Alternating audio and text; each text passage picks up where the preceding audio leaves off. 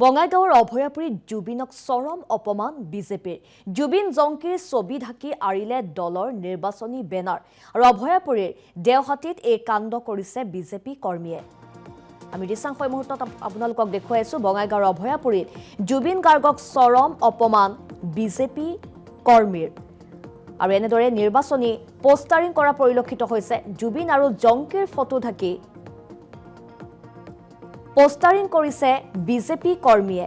অভয়াপুৰীৰ দেওহাটীত এই কাণ্ড কৰিছে বিজেপি কৰ্মীয়ে। নিৰ্বাচনৰ বতৰত প্ৰাণৰ শিল্পীক চৰম অৱহেলা এনেদৰে দেখিবলৈ পোৱা গৈছে। জুবিন জংকীৰ ছবিৰ ওপৰত বিজেপিৰ বেনাৰ লগোৱাক লৈ ক্ষোভ উজাৰিছে জুবিন অনুৰাগীয়ে। ক্ষুব্ধ জুবিন অনুৰাগীয়ে আঁতৰালে বিজেপিৰ বেনাৰ। সেই দৃশ্যাংশ আমি আপোনালোকক দেখুৱাইছো। আৰু বিজেপিয়ে যিসমূহ বেনাৰ পোষ্টাৰিং কৰিছিল সেই বেনাৰ এনেদৰে আঁতৰাই পেলাইছে জুবিন অনুৰাগী আৰু যাক লৈ এতিয়া যথেষ্ট প্ৰতিক্ৰিয়াৰ সৃষ্টি হৈছে। বঙাইগাঁৱৰ অভয়াপুৰীত সংঘটিত হৈছে এই ঘটনাটো আৰু প্ৰাণৰ শিল্পীগৰাকীক এনেদৰে চৰম অপমান কৰিছে বুলি ক্ষোভ উচ্চাৰিছে জুবিন অনুৰাগীয়ে। আৰু যেহেতু চৰকাৰখনে কৈ আহে জুবিন গাৰ্গক লৈ কোনো ধৰণৰ ৰাজনীতি নকৰিব, কিন্তু অভয়াপুৰীত বিজেপি নেতাই খুদ এনেদৰে জুবিন গাৰ্গক চৰম অপমান কৰা পৰিলক্ষিত হৈছে আৰু জুবিন জংকীৰ ছবি ঢাকি আৰি দিলে দলৰ নিৰ্বাচনী বেনাৰ। অভয়াপুৰী দেওহাটীত সংঘটিত হৈছে এই ঘটনা আৰু এই কাণ্ডক লৈ এতিয়া জুবিন অনুৰাগীসকলৰ মাজত যথেষ্ট ক্ষোভ দেখিবলৈ পোৱা গৈছে। আনকি তেওঁলোক উপস্থিত হৈ সেই স্থানত উপস্থিত হৈ নিৰ্বাচনী বেনাৰ আঁতৰাই পেলাইছে। দৃশ্যাংশ আমি আপোনালোকক দেখুৱাই আছো। আৰু জুবিন গাৰ্গক লৈ কোনো ধৰণৰ ৰাজনীতি নকৰিবলৈ যেটো আহ্বান জনাই আহিছে চৰকাৰখনে, কিন্তু খুদ বিজেপি নেতাই এই কাণ্ড কৰাক লৈ যথেষ্ট প্ৰতিক্ৰিয়াৰ সৃষ্টি হৈছে। ক্ষোভ উজাৰিছে জুবিন অনুৰাগীয়ে।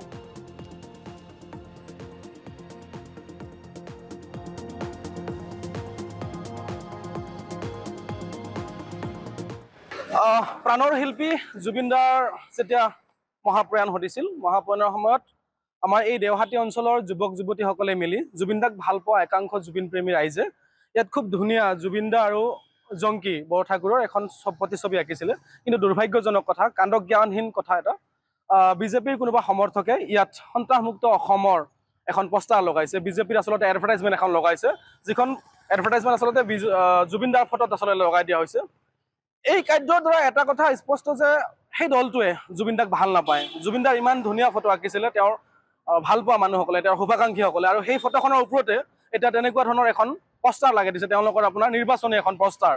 বিজেপিক কিয় লাগে, সন্ত্ৰাসমুক্ত অসমৰ বাবে তেনেকুৱা ধৰণৰ শ্লোগান লিখা এখন পোষ্টাৰ আঁকি দিছে। আৰু এই কেন্দ্ৰক আমি গৰিহণা জনাইছো। আচলতে ধিক্কাৰ দিবলৈ ভাষা নাই। ন্যূনতম কাণ্ডজ্ঞানখিনি আচলতে তেওঁলোকৰ থাকিব লাগিছিলে। জুবিনদাৰ নিচিনা এগৰাকী শিল্পীৰ প্ৰতিচ্ছবিত আচলতে তেওঁলোকে এইখন মাৰি থৈ যোৱাটো উপযুক্ত হোৱা নাই। তেওঁলোকে মাৰিবৰ কাৰণে যথেষ্ট ঠাই আছিলে। নিৰ্বাচনী প্ৰচাৰ বিভিন্ন দলে বিভিন্ন কাৰণত চলাব পাৰে, তেওঁলোকে নিজৰ নিজৰ শ্লোগানবোৰ লিখিব পাৰে, তাৰ কাৰণে যথেষ্ট ঠাই আছে, যথেষ্ট জেগা আছে মানে। আৰু এইবোৰ নকৰি কেৱল জুবিনদাৰ ফটোখনে তেওঁলোকে কিয় বাছি ল'লে? তাৰমানে ইয়াৰ পৰা আমি কি বুজিম? জুবিনদাক তেওঁলোকে ভাল নাপায়, জুবিনদাৰ ফটোখন ইয়াত থকাটো তেওঁলোকে কামনা কৰা নাই, যাৰ কাৰণে তেওঁলোকৰ এডভাৰটাইজমেণ্টটো ইয়াত ৰাখি দিছে। আৰু তেওঁলোকৰ যিটো কথা সন্ত্ৰাসমুক্ত অসমৰ বাবে আচলতে বিজেপিক ভোটদান কৰিব লাগে, আমিতো দেখি আহিছোঁ যোৱা আজি 15টা বছৰে বিজেপিয়ে ভাৰতবৰ্ষত আছে। বিজেপিৰ সময়তে পুলৱামা এটেক হ'ল, বিজেপিৰ সময়তে উৰিকাণ্ড হ'ল, বিজেপিৰ সময়তে আপোনাৰ যিমানবিলাক ডাঙৰ ডাঙৰ তেনেকুৱা ধৰণৰ কাহিনী ঘটনা হৈ আছে। গতিকে তেওঁলোকে সন্ত্ৰাসমুক্ত অসম আমি বুজি পোৱা নাই। তেওঁলোকে সন্ত্ৰাসমুক্ত অসম কেনেকৈ ধৰিব? পৰেশ বৰুৱাৰ লগত মিলি পেলাই তেওঁলোকে সন্ত্ৰাসমুক্ত অসম কৰিব নে ৰঞ্জন দৈমাইক তেওঁলোকে ৰাজতীৰ্থ প্ৰদান কৰি তেওঁলোকে সন্ত্ৰাসমুক্ত অসম কৰিব? সেইটো তেওঁলোকৰ কথা। কিন্তু আমাৰ এটাই কথা, জুবিনদাৰ ফটোৰ পৰা এইখন আঁতৰাব লাগে, নহ'লে আমি আঁতৰাই দিবলৈ বাধ্য হ'ম।